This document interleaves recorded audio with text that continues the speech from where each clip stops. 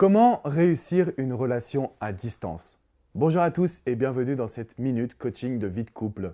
Vous êtes dans une relation à distance, vous partagez une vie qui n'est jamais facile parce que votre homme ou votre femme se tient donc loin de vous, à plusieurs dizaines, centaines, voire milliers de kilomètres. Et vous avez besoin d'astuces aujourd'hui pour éviter de tomber dans la routine, pour éviter que votre couple s'effrite.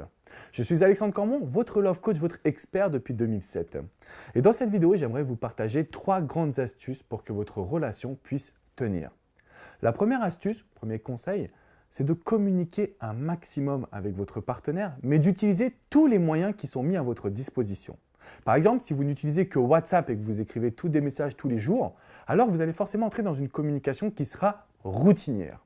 Votre objectif, à partir d'aujourd'hui, c'est d'utiliser WhatsApp, Skype, Facebook, le téléphone, la webcam également, ce qui va être très important.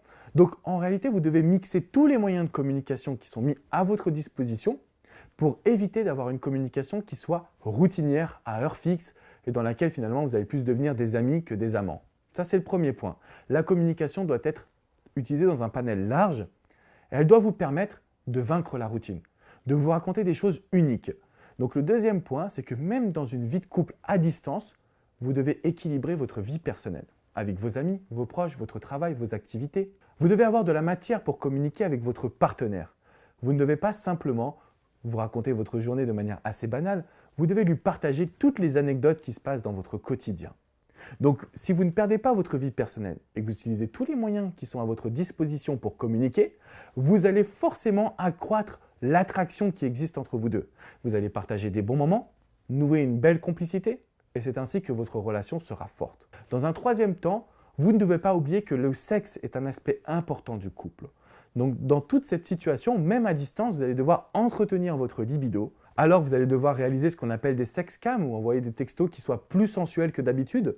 Mais il sera important de titiller la sexualisation de votre relation pour justement vous permettre à tous les deux de mieux vous retrouver.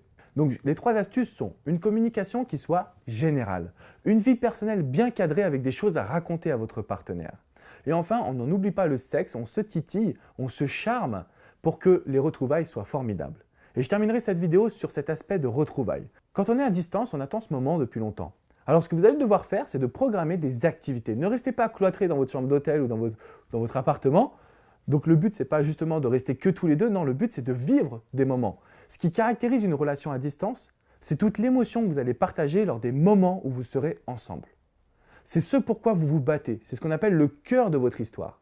Et donc vous devez dès aujourd'hui planifier des moments où vous allez avoir de l'unique, tout simplement des choses originales qui vous permettront de vous battre au quotidien malgré la distance. Je vous dis à très vite pour une prochaine vidéo. Ciao, ciao les amis.